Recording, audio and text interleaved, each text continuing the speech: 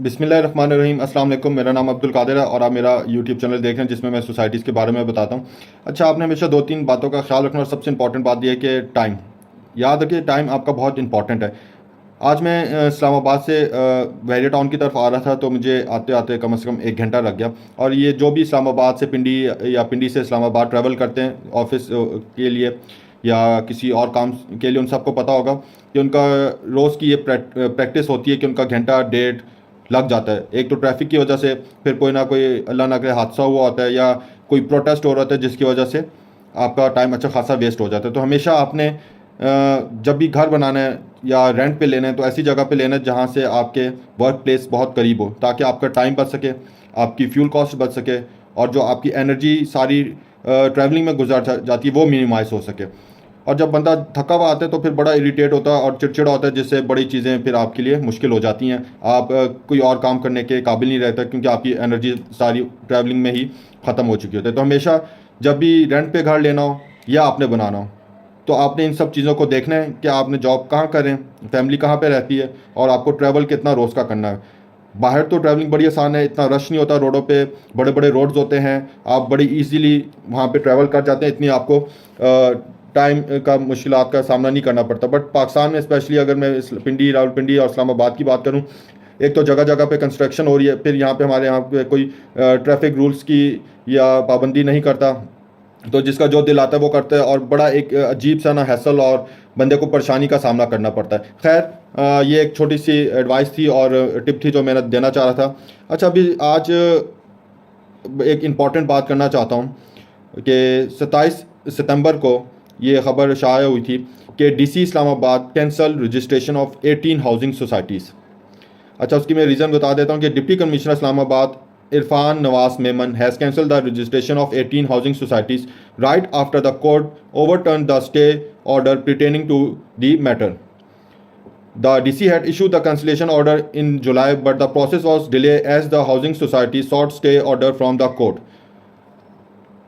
अच्छा, इसमें जो सोसाइटीज़ हैं वो कोई 18 के करीब शामिल हैं। ये ऑर्डर जुलाई में इन्होंने पास किया था, बट जो सोसाइटीज़ थी उन्होंने स्टे ऑर्डर ले लिया, जिसकी वजह से केस प्रोलॉन्ग कर गया। बट फाइनली अब उन्होंने ऑर्डर कर दी है इरफान मेमन साहब ने कि जी इन 18 सोसाइटीज़ का जो रजिस्ट्रेशन है कैंसिल करें। मैं इन सोसाइटीज़ के नाम अभी आपको बताता हूँ, बट उससे पहले ये मैं बता दूँ कि दो तरह की हाउसिंग सोसाइटीज़ हैं।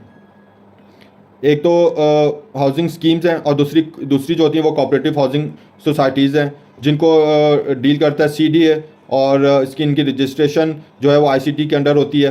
खैर, ये अभी मैं इसको डिटेल में बताता हूँ। और सबसे पहले मैं ये बताता हूँ कि जो हाउसिंग सोसाइटीज़ रजिस्टर्ड हुई थी ये बेसिकली आती थी पंजाब के अंडर, ठीक है। बट इनको पहले कुछ सोसाइटीज़ को सीडीए के अंडर रजिस्टर किया, फिर लेटर ऑन इनको आईसीटी के जो रजिस्ट्रार थे उनके तहत इनको रजिस्टर कर दिया गया। अब इनको एक ड्यूरेशन कह लें कि 8-10 साल, किसी को 4 साल में, किसी को 5 साल, किसी को 10 साल हो गए। आप सबको पता है पीडब्ल्यूडी को बने हुए कई साल हो गए। इनको एक बहुत लंबे पीरियड बाद याद आया कि जी ये तो हमारे अंडर नहीं आती है, उनकी रजिस्ट्रेशन है वो गलत प्रोसेस के थ्रू हुई है, तो लिहाजा इनके जो हैं क्या कहते हैं रजिस्ट्रेशन कैंसिल की जाए। अब सवाल यहाँ पे ये पैदा होता है कि यार पहले हमारे ये इदारे सोए हुए थे, क्या इनको पता नहीं था कि इनकी रजिस्ट्रेशन किस प्रोसेस के तहत करनी है? अब यहाँ पे इतनी डेवलपमेंट होगी, लोग कई सालों से यहाँ पे बस रहे हैं, उन्होंने कारोबार अपने स्टार्ट कर दिए, यहाँ पे स्कूल्स हैं, यहाँ पे बड़े बड़े कमर्शियल एरियाज़ बन गए। आप सबको पता होगा पीडब्ल्यूडी में कितना बड़ा कमर्शियल बन गया। क्या इज़ इट पॉसिबल कि अब वो उन सबको ख़त्म करें? अगर रजिस्ट्रेशन कैंसिल कर दिए तो इसका मतलब है कि नेक्स्ट स्टेप ये कि उसको डिमोलिश किया जाए, या जो भी स्टेप उठाते हैं। अगर डिमोलिश नहीं भी करते तो क्या जो लोगों ने यहाँ पे सेल परचेज़ करनी है वो किस कानून के तहत ये ट्रांसफ़र करेंगे? इनको अलाउ होगा कि ये अपने घर या प्रॉपर्टी ख़रीद सकें यहाँ पे मज़ीद या बेच सकें? तो एक बहुत बड़ा सवालिया निशान है हमारे इदारों पे कि वो कुछ करने से पहले सोचते ही नहीं हैं और ये सब कुछ कर देते हैं, और जब फिर सर से पानी गुजर जाता है तब इनको ख्याल आता है हो ये तो गलत हो गया। अब यहाँ पे एक और बात बड़ी इंपॉर्टेंट ये भी है कि इनको इतने अरसे बाद इस चीज़ का ख्याल क्यों आया? पहले ये लोग कहाँ थे, ये इदारे किधर थे? तो जो मुझे समझ आता है वो शायद इस वजह से कि ये जितने भी हाउसिंग प्रोजेक्ट्स हैं जिनका भी मैं नाम लूँगा, खैर चले मैं आपको बता देता हूँ इसमें कौन कौन से ये कोऑपरेटिव सोसाइटीज़ शामिल हैं। इसमें जी पाकिस्तान प्रोफेशनल कोऑपरेटिव है, इसमें इंजीनियर कोऑपरेटिव हाउसिंग सोसाइटी है, state life insurance cooperative housing society है, KRL एम्प्लॉय हाउसिंग सोसाइटी है, PARC employ cooperative housing society है, इस्लामाबाद कोऑपरेटिव हाउसिंग सोसाइटी है, PAEC एम्प्लॉयज़ कोऑपरेटिव है, PWD एम्प्लॉय कोऑपरेटिव, सब इस कोऑपरेटिव हाउसिंग सोसाइटी से वाकिफ़ होंगे। National police foundation cooperative, OGDC employ cooperative, federal शरीयत कोर्ट एम्प्लॉय कोऑपरेटिव, वापडा employ cooperative housing society, veterans cooperative, OGDC officer cooperative, foreign office cooperative, फिर work no what cooperative, ministry of commerce cooperative housing society, Pakistan employ cooperative. अच्छा, ये 18 इनकी cooperative societies हैं। अच्छा, इन cooperative mostly जो ये cooperative societies है ना, यहाँ पे डेवलपमेंट बड़ी अच्छी हुई है।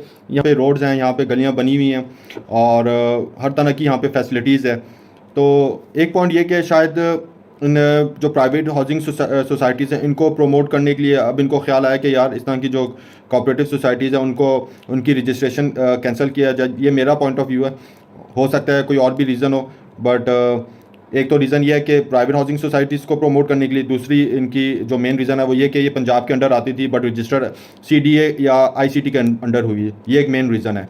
बट सोचने की बात ये कि इतने अरसे बाद इनको इस चीज़ का क्यों ख्याल आया, पहले कहाँ पे थे ये लोग, सब क्यों सो रहे थे। खैर इंशाल्लाह इसके ऊपर मज़ीद कोई अपडेट आएगी तो मैं आपको बताऊंगा। और आप हमेशा लेन देन करने से पहले, मतलब कि प्रॉपर्टी परचेज़ करने से पहले, इवन के सेल करने से पहले लाजमी इन चीज़ों को देखा करें कि सोसाइटी का लीगल स्टेटस क्या है। उसके बाद हमेशा अपनी प्रॉपर्टी परचेज़ किया करें ताकि आपको आगे जाके कोई मसाइल ना हो, आपको प्रॉपर्टी बेचने में कोई मसाइल ना हो। अब जिन सोसाइटीज़ के ये रजिस्ट्रेशन कैंसिल हो गया वहाँ पे आप सेल परचेज़ नहीं कर सकते। अब जिन्होंने इन्वेस्टमेंट पॉइंट ऑफ व्यू से लिया वो बेचारे बैठे रहेंगे, तब तक नहीं सेल कर सकते जब तक इनकी रजिस्ट्रेशन दोबारा बहाल ना हो। और जिन्होंने परचेज़ करनी है उनको भी मसला है। खैर ये दोनों पार्टीज़ के लिए मसला है। तो अगर आपको मेरी वीडियो पसंद आई हो तो मेरे चैनल को सब्सक्राइब, लाइक और कमेंट लाजमी करें। मुझे इजाज़त दें। अल्लाह हाफ़िज़।